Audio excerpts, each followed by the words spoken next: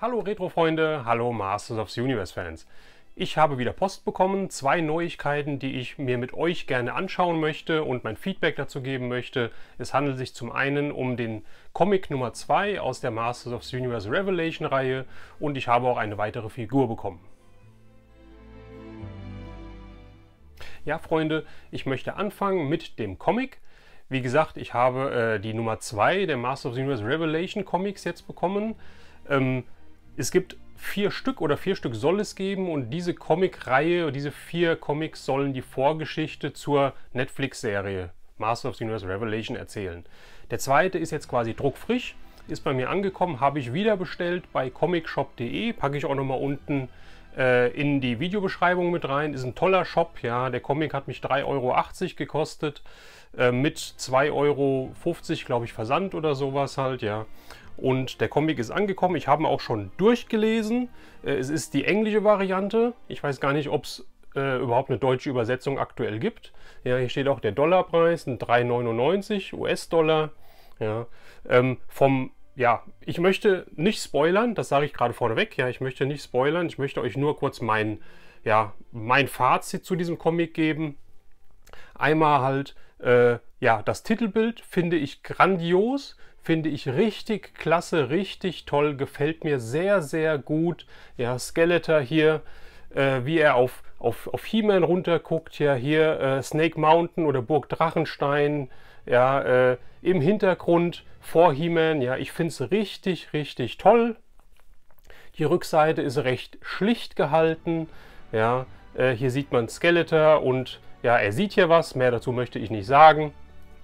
Und ich habe den ersten Comic hier auch kurz angerissen in einem meiner anderen Videos und da war ich ja hin und her gerissen. Ich habe gesagt, ich bin gespannt, wie es weitergeht und es hat sich echt gelohnt, den Comic Nummer 2 zu holen, denn ich finde den richtig gelungen. Ich finde den wesentlich besser als den ersten. Ja, wenn auch diese Geschichte, Leute, ich sage euch, diese Geschichte ich zeige mal so ein oder andere Bild. Von der Zeichnung her finde ich es auch gut. Ja, ich bin jetzt nicht so dieser Comic-Fan, der jetzt halt sagt, hier die Zeichnungen sind blöd, deswegen gefällt mir halt das Heft nicht oder sowas. Ja, ich finde es richtig toll. Ja, die Story, sage ich ganz, ganz ehrlich, ähnlich wie die Netflix-Serie. Die Story wird die Leute wieder spalten. Ich gehe davon aus, das kann ich euch hundertprozentig versprechen, es wird wieder einiges um diesen Comic geschrieben werden, ja, dass das viele ihn nicht gut finden, etc. Ich kann nur sagen, ich finde ihn richtig toll.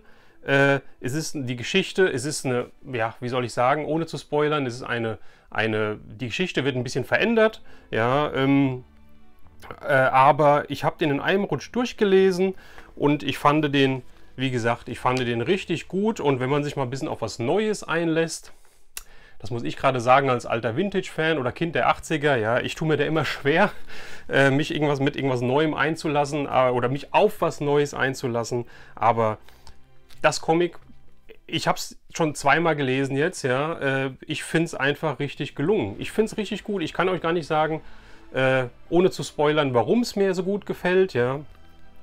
Ich bin aber auf jeden Fall auf eure Meinung gespannt. Wenn ihr den Comic gelesen habt, schreibt es unten in die Kommentare. Wie denkt ihr darüber? Wie findet ihr den Comic? Findet ihr den auch gut oder seid ihr auch ja, etwas abgeneigter, ja, von der Erzählweise oder von der Geschichte, die erzählt wird? Ich bin gespannt, wie gesagt, ich freue mich immer über eure Kommentare. Schreibt es unten rein. Ja, und ich möchte euch nur noch mal kurz zeigen, den Ausblick. Ja, ich finde das Bild auch wieder grandios. Hier steht der neue Comic, der 3. Comic von den 4, kommt am 8. September raus. Ja, und ich möchte euch hier nur noch mal ein Bild zeigen aus dem Heftchen. Ist das nicht grandios?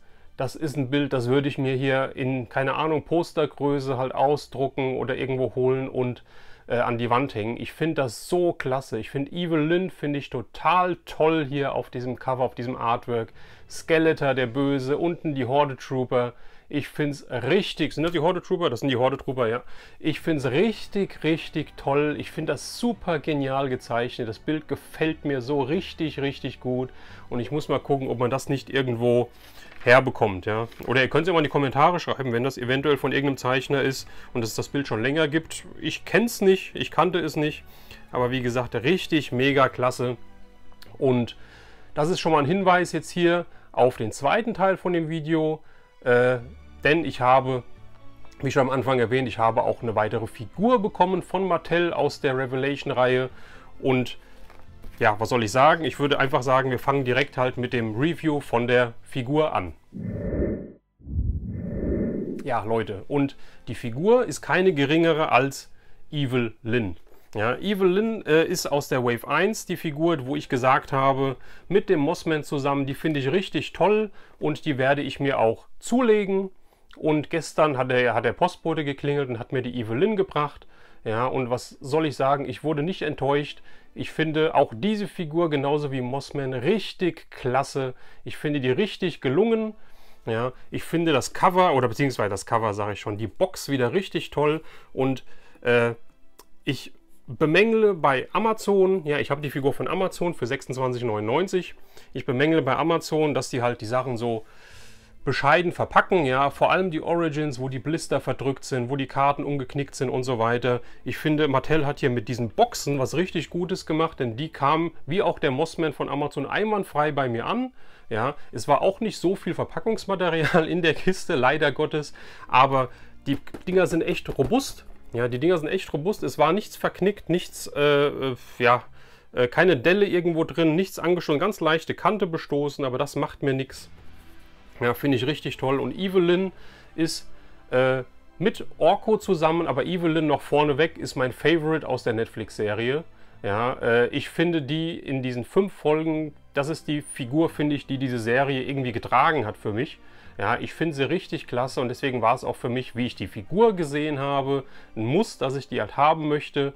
Und wie ich in meinem vorigen Masters-Video gesagt habe, dass halt immer die Schwierigkeiten sind von den Figurenherstellern, menschliche Köpfe herzustellen, wo ich immer gesagt habe, der He-Man-Kopf gefällt mir nicht und so weiter.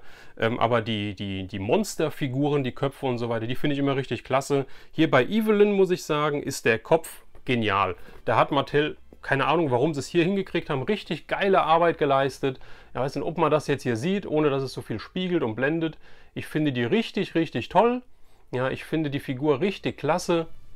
Es ist der Wechselkopf dabei. Wenn sie den Helm abzieht, hat sie ja lange weiße Haare.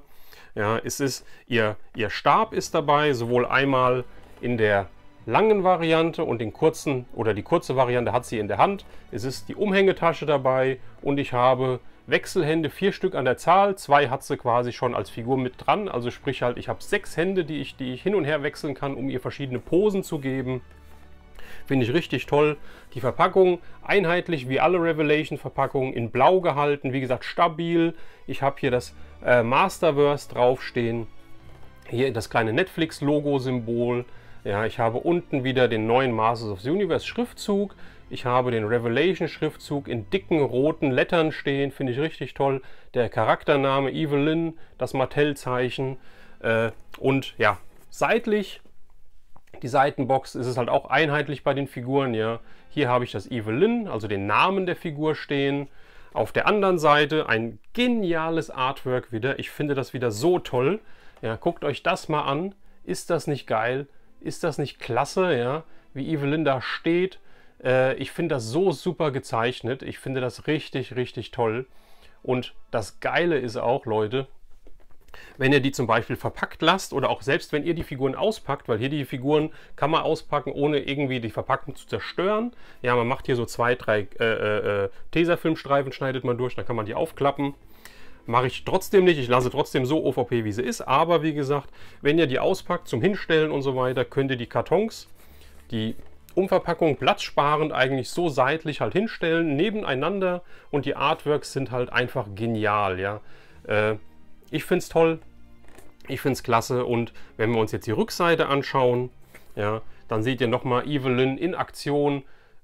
Ich finde es halt einfach toll gezeichnet. Ich finde diese Figur so klasse. Ja, ich finde das Artwork hinten auf der Rückseite so toll. Das macht so viel her. Ich weiß nicht, ja. Also die Origins-Figuren sind meine Nummer 1 auf dem Sammelgebiet von aktuellen Figuren. Ja, die Eternia Minis kommen noch dabei. Aber die Revelation-Figuren allein von der Verpackung her, von dem Artwork her, von dem Design, finde ich, hat sich Mattel richtig was Gutes ausgedacht. Ja, und ich bin jetzt wirklich am Überlegen, weil das hier ist die Wave 1, die es gibt. Ja, wie gesagt, den Beastman hatte ich, Beastman sage ich, den Mossman hatte ich ja schon vorgestellt in einem anderen Video, den ich bekommen habe. Jetzt habe ich die Evelyn bekommen. Ja, He-Man, wie gesagt, bin ich noch am Grübeln, weil das Gesicht nicht so, ja, nicht so ganz doll aussieht, finde ich. Und Skeletor, ja, ich bin der Versuchung nahe, mir jetzt einfach doch die Figuren zu holen.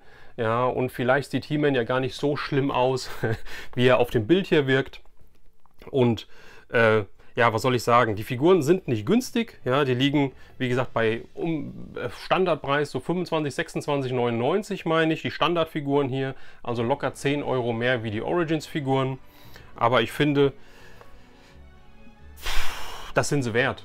Ja, das sind sie wert. Die Origins in allen Ehren, ja, ich liebe die Origins, ja, die sind so an die Vintage-Figuren angelehnt. Ich kann es nur noch mal wiederholen. Ich wiederhole mich hier sehr gerne oft. Ja, mit der Verpackung, mit dem Figurendesign und so weiter. Das ist total klasse und ich finde auch klasse, dass die halt für 15,99 so, wie sie halt in den Läden stehen, wenn sie mal in den Läden stehen, zu bekommen sind. Ja, deswegen hole ich mir die auch alle. Hier war ich am Anfang am Hadern, weil, wie gesagt, die kosten 10 Euro locker mehr, die Figuren. Und größere Figuren wie Battlecat und so weiter, die kosten sogar 45 oder was weiß ich was. Ja, das ist echt ein Haufen Geld, Leute. Ja, aber irgendwie, so langsam haben sie es mir angetan. Ja, vielleicht liegt das auch jetzt hier an dem Comic Nummer 2, was ich, wie gesagt, richtig, richtig toll finde. Ja, und dass ich mir wahrscheinlich dann He-Man und Skeletor auch noch holen werde. Ja, einfach um diese Wave dann halt doch komplett zu bekommen. Und was soll ich sagen? Wie gesagt, ich finde es richtig klasse, die Figur. Ja, sie macht richtig was her. Ja, und es ist meine zweite Revelation-Figur von den, ja, Serienfiguren hier, ausgenommen halt die Eternia Minis. Und ich bin absolut begeistert. Ja, Leute, was sagt ihr? Was sagt ihr zum Comic? Was sagt ihr zu der Figur? Wie findet ihr die Evelyn-Figur? Ja, schreibt es in die Kommentare, lasst es mich wissen. Ja, sammelt ihr auch alle Revelation-Figuren? Macht ihr Cherry-Picking? Ja, ich will eigentlich Cherry-Picking machen, weil ich sage, ich habe halt auch so langsam ein Platzproblem, was neue Figuren angeht. Ja, aber mit dieser Evelyn bin ich jetzt schwach geworden, mir eventuell doch Skeletor und He-Man zu holen. Schreibt es mal in die Kommentare, wie ihr es seht. Macht ihr Cherry-Picking oder sagt ihr, nee, ich will die kompletten Figuren, ich will die komplette Serie haben. Ja, interessiert mich wie immer, lasst es mich wissen. Ansonsten, das soll es gewesen sein. Ich freue mich wie immer über jedes Like, über jeden Kommentar. Teilt das Video und wenn ihr noch kein Abonnent seid, wenn euch das Video gefallen hat, ich freue mich über euer Abo. Das war's. Gehabt euch wohl. Wir sehen uns beim nächsten Video. Euer Retro Raune.